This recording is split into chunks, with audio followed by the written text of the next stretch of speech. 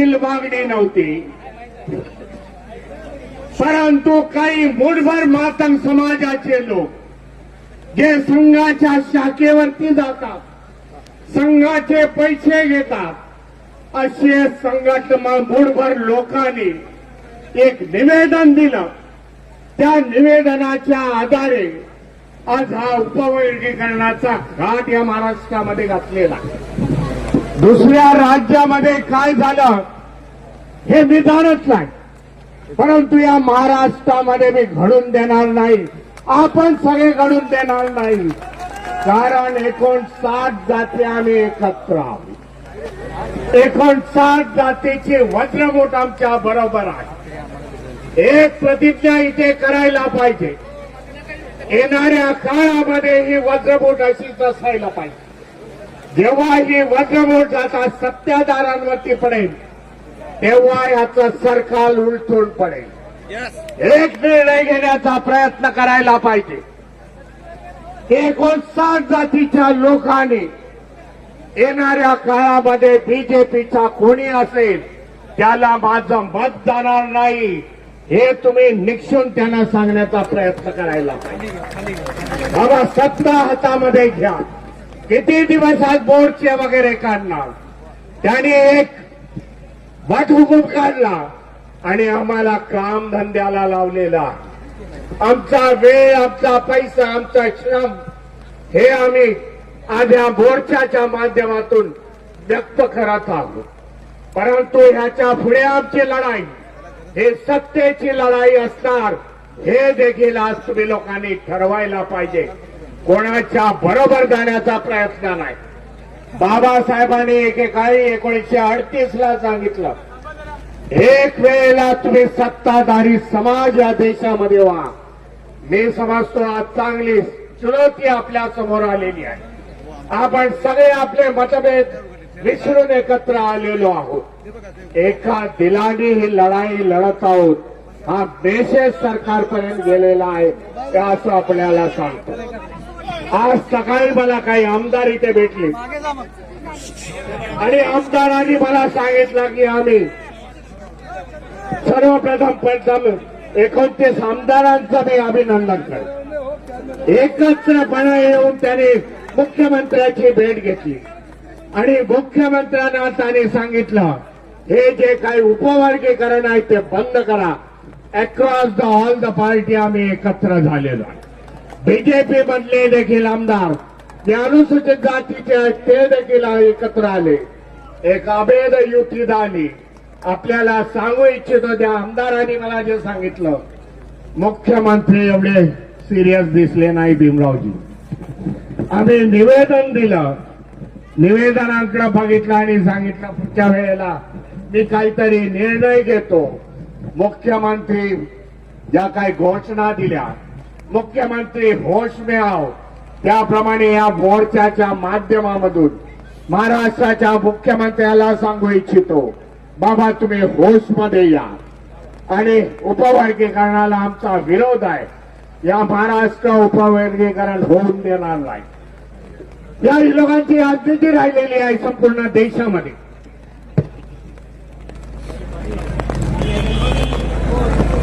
दोन 2014 मध्ये जेव्हा ते बसले सत्तेवरती, जेव्हा केंद्रामध्ये बसले, जेव्हा राज्यामध्ये बसले, तेव्हा आठवत असेल हिंदू मुस्लिमांचा वाद लावला त्यांनी. हिंदू मुस्लिमांच्या वादातून सत्ता हस्तगत केली. मायनॉरिटीजना टार्गेट केलं जे मुस्लिम आपले बांधू आहात. आज अनेक मुस्लिमांच्या संघटनेने आज आपल्याला सपोर्ट दिलेला आणि हिंदू मुस्लिमापासून सुरुवात केली. महाराष्ट्रामध्ये एका बाजूला ओबीसी, दुसऱ्या बाजूला मराठा समाज यांच्यामध्ये वाद लावला. आज गावागावामध्ये गेला तर काय आहे, गावागावामध्ये एक दुसऱ्याला एका ज्या अँगलने बघितलं जातं, विषमतेने बघितलं जातं. एका बाजूला मराठा आहे, दुसऱ्या बाजूला ओबीसी आहे. थोडा घ्या अजून बंद करू नका.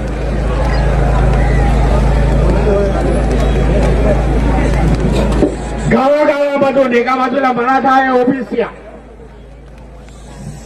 जे एकत्रपर्यंत नव्हते, एकत्र नांदत होते, एकत्र व्यवहार होते, मैत्री संबंध होते, आज वितुष्ट त्यांच्यामध्ये आलेला.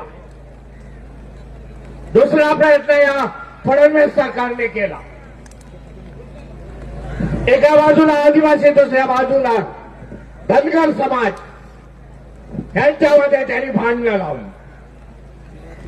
आज त्यांनी बघितलं 59 जाती आहे एकत्र, यांच्यामध्ये भांडणं कशी लावायची. काही मोठभर मातंगाऱ्या घेतला आणि त्यांच्यामध्ये आज 59 जातीचं वर्गीकरण करण्याचा प्रयत्न केला. याच्यामध्ये कोणाचंही भलं नाही. 59 जाती या नेस्त नाबूत होती. अशा प्रकारचं षडयंत्र या महाराष्ट्रामध्ये चालू आहे. परंतु फडणवीसांना सांगू इच्छितो, बाबा, महाराष्ट्र छत्रपती शिवाजी महाराज, महात्मा ज्योतिबा फुले, सावित्रीबाई फुले, डॉक्टर बाबासाहेब आंबेडकर, साहित्य रत्न साठे यांचा आहे महाराष्ट्र. महाराष्ट्र असे प्रकार चालू देणार नाही. प्राणपणाने लढू आणि त्याच्यातून आपण विजय होऊ, हे सांगण्याचा प्रयत्न आहे. आम्ही मातंग समाजाच्या विरुद्ध नाही. हे माझं पहिलं वाक्य आहे पहिल्यापासूनच. मातंग समाज आमचे बंधू आहे, बहिणी आहेत. अनेक मातंग सुशिक्षित झालेले आहेत, त्यांना कुठल्या मार्गाने जावं हे त्यांना कळत आहे. परंतु ज्या काही संघटना पैसे पुरवतात, हिंदुत्ववादी संघटना, आयटी सेक्शन त्यांचे चालवत आहेत, त्यांच्या माध्यमातून महाराष्ट्रामध्ये त्यांनी तेढ वातावरण निर्माण केलेलं. वातावरण कसंही हो, मातंगाने आम्हाला कितीही बोलू, परंतु संवादाच्या वाता आम्ही बंद केलेल्या नाहीत, हे देखील मी त्यांना सांगू इच्छितो. जे मातंग भाऊ आमचे चुकलेल्या मार्गाने जातात, आज महापुरुषाच्या यादीमध्ये साहित्य रत्न अण्णाभाऊ साठेंचा तसबीर आम्ही लागतो. छत्रपती शिवाजी महाराज आहेत, बाबासाहेब आहेत, फुले आहेत, रविदासजी आहेत, त्याचबरोबर आम्ही अण्णाभाऊ साठेंची तसबीर लावतो. कुठल्याही स्टेजवरती जाऊन बघा. परंतु आपल्याला एक आव्हान करतो, ज्यांच्यामुळे आज आपली माथी भडकलेली आहे, ज्यांच्या विचारावरती आज चालण्याचा तुम्ही योग केलेला आहे, त्या सावरकरांबरोबर, सावरकरांच्या तसबिरीबरोबर, टिळकांच्या तसबिरीबरोबर, आगरकरांच्या तसबिरीबरोबर साहित्य रत्न अण्णाभाऊ साठेची तसबीर लावताय काय, हे मला दाखवून द्या. मग तुम्ही कोणाच्या बाजूने आहात, कोणाच्या बाजूने आहात हे दिसून येईल म्हणून आपल्याला सांगतो. जी काय आज सरकार इथे उभी राहिलेली आहे, या महाराष्ट्रामध्ये देखील या सरकारला मी चुनवती देतो. येणाऱ्या काळामध्ये उत्तर प्रदेशच्या निवडणुका, महाराष्ट्रामध्ये निवडणुका घ्यायच्या असतील, ईव्हीएमचा कवच कुंडल बाजूला टाका. आमने सामने रस्त्यावरती या 59 जातीची वज्रमूठ किती आहे हे आपल्याला दाखवण्याचा आपल्याला सांगू इच्छितो. म्हणून आज एवढ्या मोठ्या पावसाळी वातावरणामध्ये आपण एवढ्या मोठ्या संख्येने आला. आपले आमदार सभागृहाच्या आतमध्ये लढाई करत आहे, त्यानंतर आपण रस्त्यावरची लढाई आज आपण लढत आहोत. बाबा, आमचा आज इतिहास आहे. जो इतिहास तुम्हाला कळला नसेल तर, आमचा इतिहास असा आहे, जेव्हा जेव्हा संविधानाच्या विरोधामध्ये गेला, जेव्हा महापुरुषाच्या विरोधामध्ये गेला, त्यावेळेला आंबेडकरी जनसमूह महाराष्ट्रात नाही तर देशामधला एकत्र आला आणि त्याने आपल्याला ताकद आपली दाखवून दिली.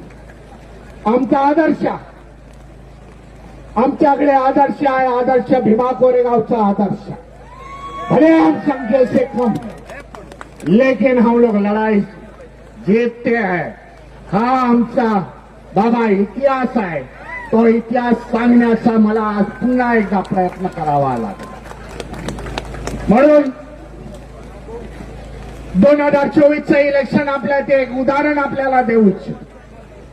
2024ला जेव्हा पार्लमेंटचं इलेक्शन झालं, पार्लमेंटच्या इलेक्शनच्या पूर्वी त्यांचे member of the parliament BJP सरकारचे ते सांगत होते, हम 400 के पार आएंगे तो संविधान बदल देंगे, ह्या त्यांच्या घोषणा होत्या। इलेक्शनचे जेव्हा जेव्हा जवळ आल्या तारखा, देशामध्ये आंबेडकरवाद्यांनी लाखोचे मोर्चे काढले। भाई आम्ही आंबेडकरवादी आहोत, फुले शाहू आंबेडकरांना मानणाऱ्या, आमचे बहुजन महापुरुषांना आम्ही मानणारे आहोत। आम्ही कदापि हे संविधान बदलू देणार नाही। जेव्हा इलेक्शनचा पिरियड आला, इलेक्शनचा जेव्हा दिवस आला, व्होटिंग झाले, त्याच्यानंतर रिझल्ट आले, जे 400 का पार का आंकड़ा कहते थे 240 में सिमट गए। जर ईवीएम मशीन नसते, ईवीएम मशीन नसते, 100च्या आतमध्ये लुळकले असते, हे देखील आपल्याला सांग। इंडिया गठबंधनाला भारीच्या भारी व्होटिंग दिलं, इंडिया गठबंधनाला भारीच्या भारी व्होटिंग दिलं आणि इंडिया गठबंधन चांगल्या प्रकारे त्यांनी स्कोर केला। आज तेच आपल्याला हिस्ट्री, तोच इतिहास आपल्याला रिपीट करण्याचा प्रयत्न करावा लागेल। आणि त्याच्यानंतर काय झालं, जे नौटंकी आहे पार्लमेंटमध्ये जाऊन बसणारे पंतप्रधान मोदीजी, त्याने संविधान डोक्यावरती घेतलं, संविधानाला काय पाया पडले, हे जे नौटंकी केले ते त्यांना संविधानाची ताकद कळली। देशातील 80% जनता हे संविधानाला मानणारी आहे। महाराष्ट्रामध्ये 59 जाती आहेत जे संविधानाला मानत आहे, महापुरुषाला मानत आहे। त्याचबरोबर 59 जाती आहेत, त्या संविधानाला मानताय, महापुरुषाला मानताय। आज मुस्लिम समाज आपल्या बरोबर, त्याचबरोबर आदिवासी समाज आहे मोठ्या संख्येने। हे जेव्हा समाज एकत्र येतील, त्या कोळी समाज आहे, 59 जातीमधल्या सगळ्या आहेत।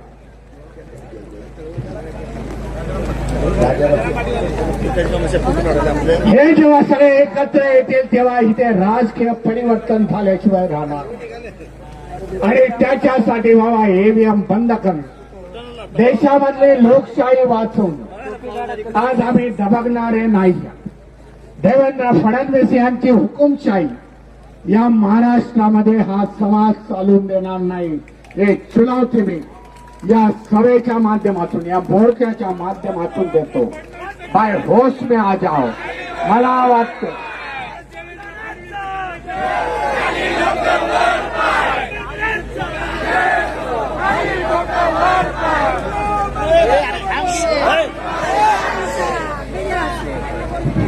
माझ्या आधीच्या घोषणा दिल्या, हॅलो भाई देवेंद्रजी होश में आ जाओ। आज आपल्याला सांगू इच्छितो, देवेंद्र आज होश मध्ये येतील, पण रात्रीचं झोपू शकणार नाही।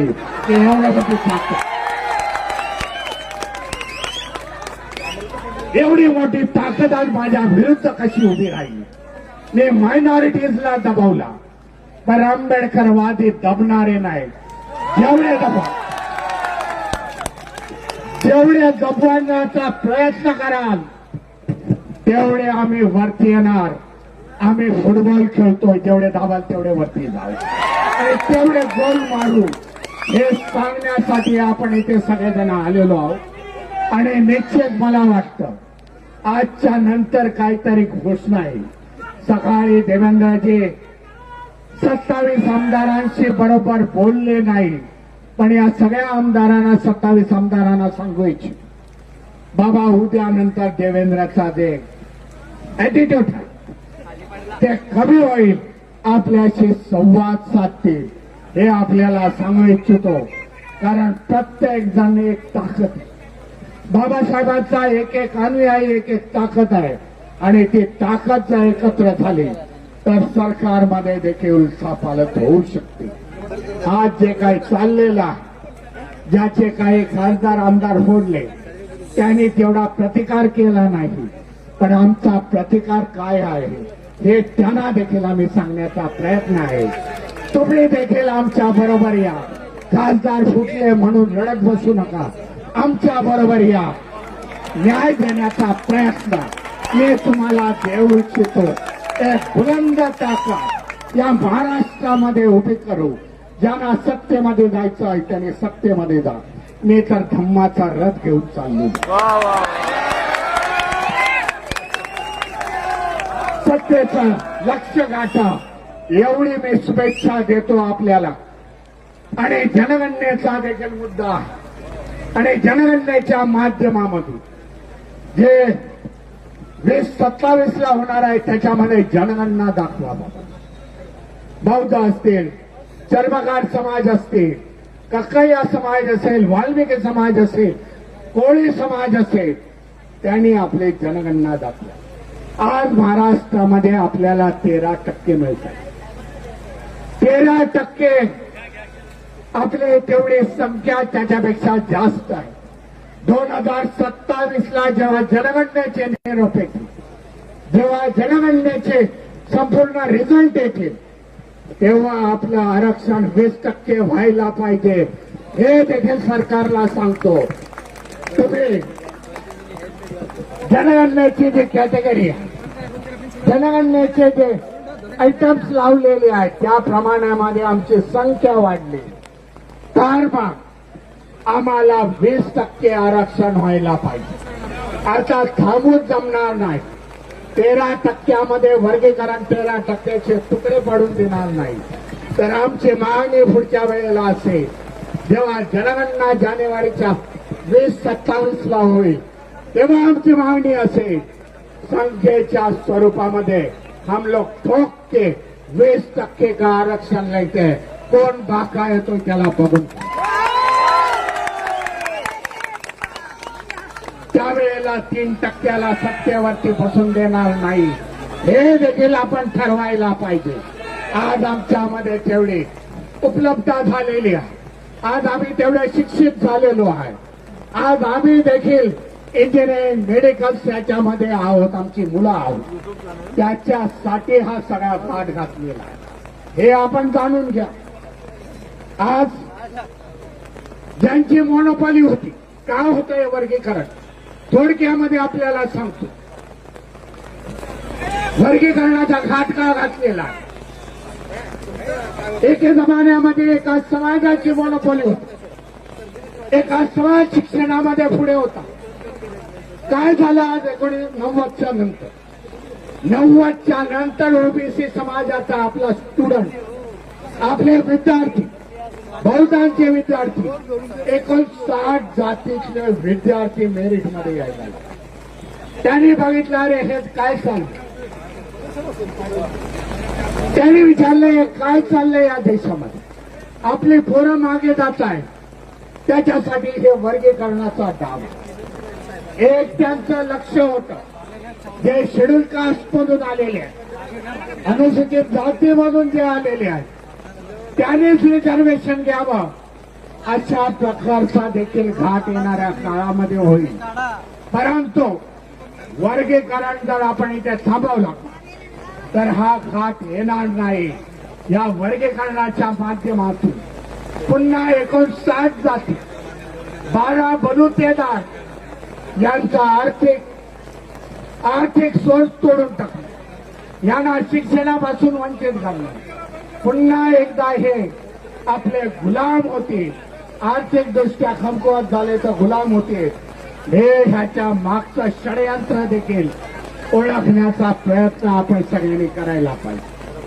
अशा प्रकारे अचानक होत नाही, परंतु या सगळ्याला घाट घालण्याचा प्रयत्न, उपवर्गीकरणाला विरोध, सरकारला धडके भरणारा तुम्ही काढलेला मोर्चा, तुमचा उत्साह या माध्यमातून हे सरकार घाबरलेलं आहे. आज पावसाच्या एवढ्या मोठ्या धारा वाहत आहेत, त्यांच्याकडे घामाच्या धारा वाहतील हे आपल्याला सांगू इच्छितो. त्यामुळे आपला विजय आहे, परंतु शेवटपर्यंत लढू, सरकारला आपली ताकद दाखवून देऊ एवढं मी म्हणतो आणि माझ्या वाणीला विराम देतो. जय भीम, जय संविधान.